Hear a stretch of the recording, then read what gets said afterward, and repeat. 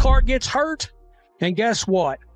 Your demand vanishes because people ain't going to pay up to see these athletes that are ungrateful that their sports. Carr gets hurt, and guess what?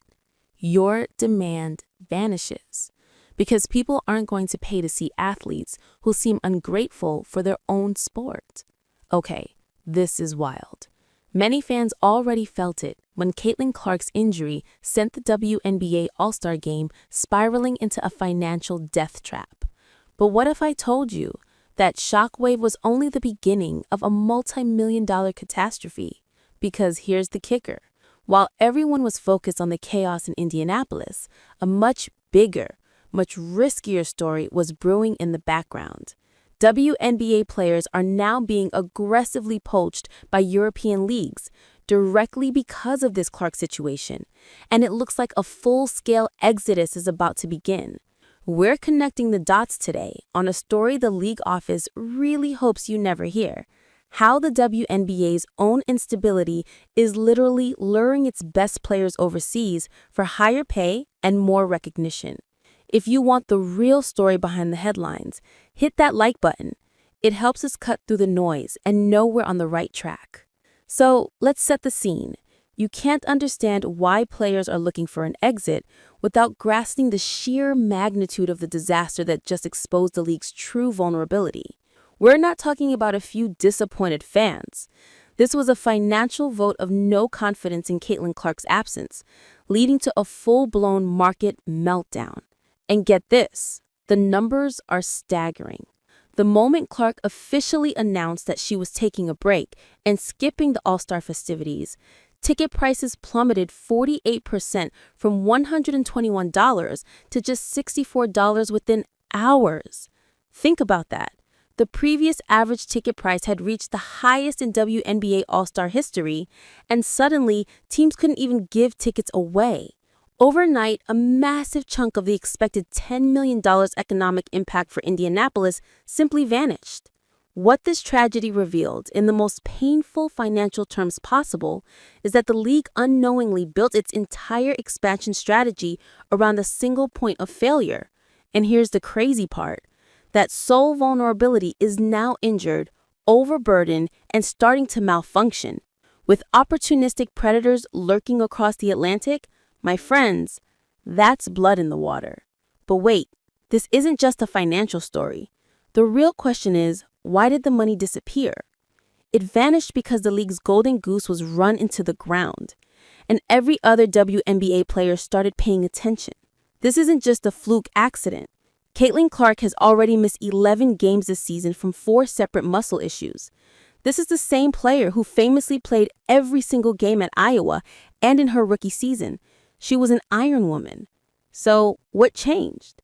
Fans and commentators are ripping into the Indiana Fever organization, believing the team's medical staff is far below NBA standards. Even Clark's coach, Stephanie White, admitted the insane toll: 40 minutes of physicality that makes you load, explode, accelerate, and decelerate differently. When the league's most important player goes from unbeatable to constantly injured in just one season, every other player asks, if they let it happen to her, what's stopping it from happening to me? And wouldn't you know it? European recruiters have been waiting for this exact panic. Our files show European leagues are explicitly citing the WNBA's instability and injury management failures to lure away American talent. And here's the devastating pitch. More money for some, yes, but more importantly, stability, respect, and career security. From a player's perspective, it's everything the WNBA isn't offering right now. Meanwhile, back home, ticket sales dropping, attendance collapsing, viewership sliding, and right in that uncertainty, the phone rings. A EuroLeague team offers peace of mind, top medical care, and a stable career path. And let's be real, that's a tempting escape from a league that seems intent on running its stars into the ground. But the league itself is making this worse, with chaos around the collective bargaining agreement. The CBA is set to expire October 31st, 2025. Negotiations are already exploding into public disputes. At the All-Star Game, players wore black shirts with a bold slogan, "Onus money, give it to us." Not a hint, a declaration of war. Breonna Stewart called the last CBA meeting a missed opportunity. Angel Reese declared, "We won't stop until we get what we want." And here's the kicker.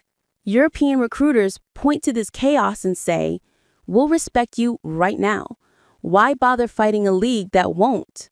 If even one elite player, an MVP like Aja Wilson, decides to leave permanently, the WNBA faces a fatal wound.